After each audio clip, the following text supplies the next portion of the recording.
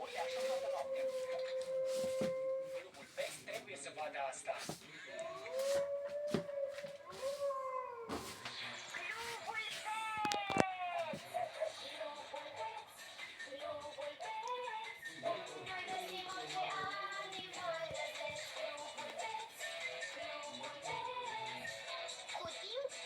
Oscar!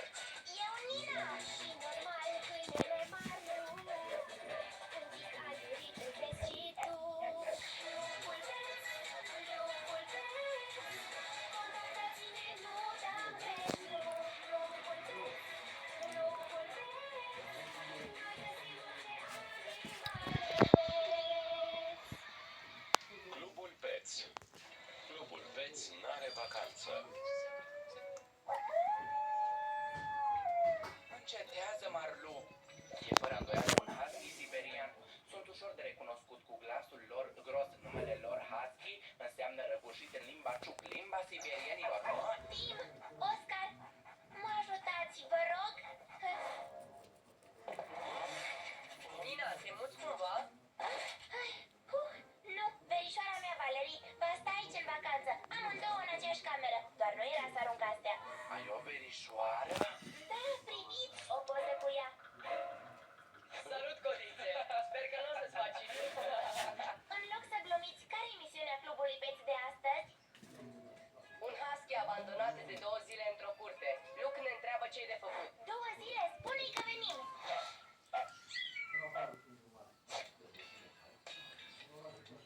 E o femelă. Cred că e foarte cald. Face parte din zecile de mii de animale abandonate anual în vacanță, fără cele despre care nu aflăm. Gata, Marlu, ne ocupăm noi de ea. Nu putem să o lăsăm așa. Ați văzut scrisorile astea? Au plecat de mult timp. Nu au putut face așa ceva. Dar eu îl aud urlând în continuu de 2 zile. De soluții nu ducem lipsă. Fiți atenți la anunțul ăsta. Marcel are grijă de animalele voastre în timpul vacanțelor. Există chiar și un număr de telefon. Ce facem? Intrăm? Gardul nu-i prea înalt. Sărac o să reușească ușor. N-avem voie să intrăm așa în curtea oamenilor. Am putea avea mari probleme. Cine ar putea avea probleme? Sărac, intră-ți în rol. Bine! Sărac, bestia umană!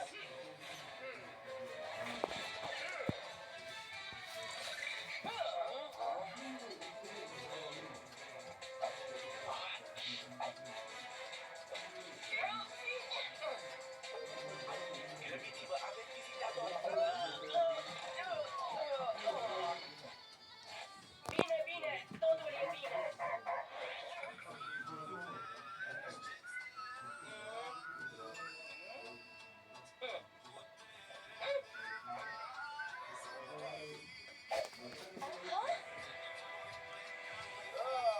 De obicei, câinii husky sunt foarte curați. Biata, nu s-a mai făcut curat aici de multă vreme. N-a avut nici mâncare, nici apă. Oscar, chipsurile tale. Chipsurile mele? N-am niciun chip. Încetează, te-am auzit rândăind. Hai face și tu în bine. Bine. Mersi, frumos din partea ta. Mica! Hei, salut, Mica! Nu o putem lăsa prea mult la soare. Îi era foarte sete. Wow, deci ăsta e clubul Pets. Da, era, înainte ca Nina să-l transforme într-un pod. Verișoara mea mă sună ca să-mi spună să mă duc să o aștept la gară. Se simte mai bine. Face chiar ordine. Băieți, ați uitat că această cățelușă are proprietar și că trebuie să-i găsim. Nu rămâi aici cu Mica până îi căutăm noi? Desigur, Nina. Marlu, i-ai putea da un bun exemplu. Domnul și doamna Martin.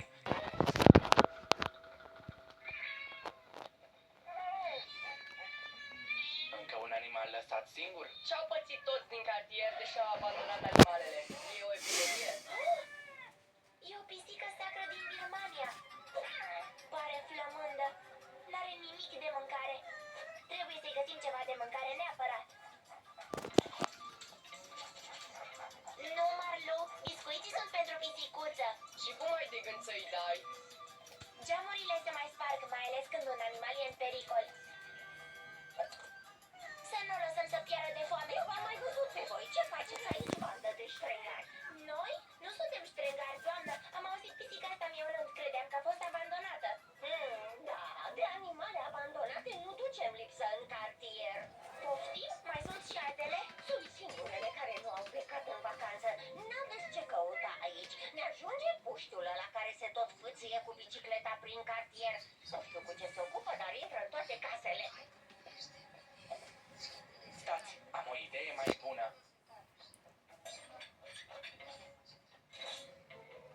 Ești genial, Oscar. Salutare! Poftim! Și un pic de apă. Oh, am primit un mesaj.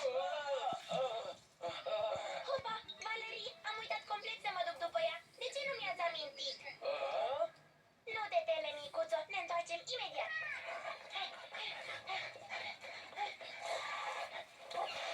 Veniți un pic!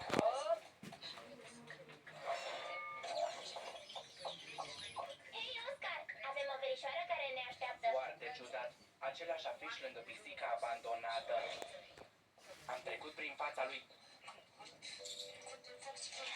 Marcel are grijă de animalele voastre cât sunteți în vacanță. Dacă acest Marcel nu-i decât un escroc, pretinde că are grijă de animale, oamenii pleacă în vacanță, el încasează banii, dar nu face nimic. Asta explică abandonurile. Cum să-l găsim? Dacă i-am dat telefon, ar fi suspect. Hei! De ce nu ești atent? Stai așa că te prinde, sărac.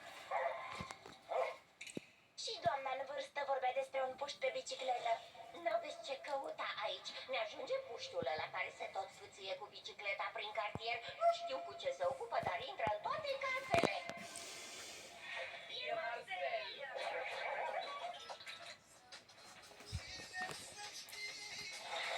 Acolo! Stă acolo! Săracul a umflat roțile.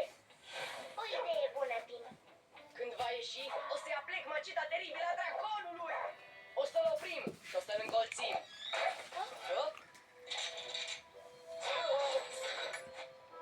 Oh, nu se poate. Mărturisește, te cheamă Marcel! Și îi minți pe oameni spunând că ai grijă de animalele lor când sunt în vacanță. Ușurel. Eu sunt Julien, nu Marcel, și nu pricep ce spuneți de animalele astea. Poftim, Julien, dar... Habar nu am ce vreți de la mine. Eu doar ud plantele în vacanță. Voi mi-ați dezumflat roțile, spuneți. Nu, ascultă, dar o să te ajutăm să le umfli la loc. Poftim! Vezi? Nu e o vrajă.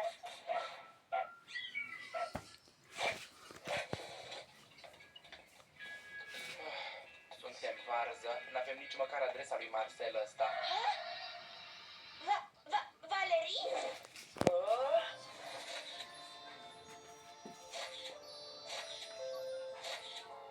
Tim și Oscar, presupun.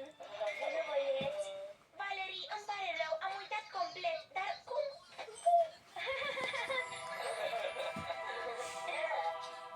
Cum am găsit clubul Pets? Uiți că sunt membra a lui de când s-a înființat. Vanilie și zmeură. Aromele tale preferate. Ați ajuns? Luke mi-a deschis. Oh. Bine că a fost el aici. Hai, nu te strâmba, Nineta. Sigur m-ai uitat din cauza unei anchete. Așa e, băieți? Visezi sau i-a spus Nineta? Verișoara ta e super. Nici codițe nu mai are. Nu-i așa, Nineta? Mai zi-mi odată așa și te pun la punct. Ancheta! Trebuie să găsim pe acest Marcel. Haideți! Da.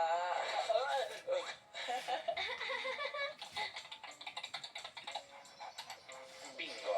Am adresa. Și-a făcut reclamă și... Câtele de ele nu mai au nici măcar nici apă. Și coliviile sunt atât de murdare. De 2 zile, spuneți? Da, 2 zile.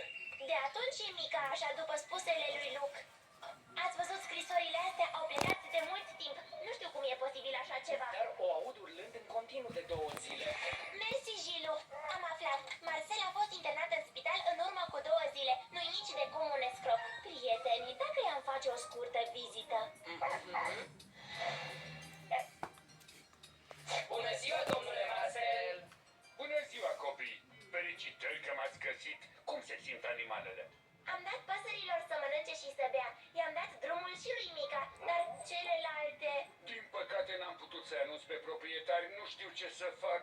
Piciorul mi-e imobilizat.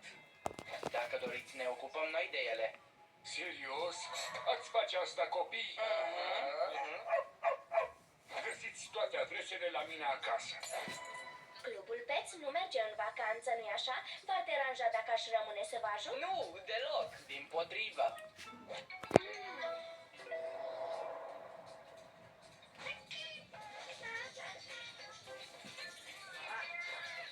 Băieți, puneți colivia, vă rog. E perfect. Marlu, Mica, Marlu, Mica, lăsați pisica în pace. Poftim, ține 2 secunde, te rog.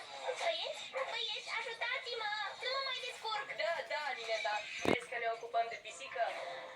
Ia loc, te rog, Valerii. Oh, cred că e sete. O să-i dau apă. Tu nu vrei să bei ceva? Suc de portocale, apă minerală. Ajutor!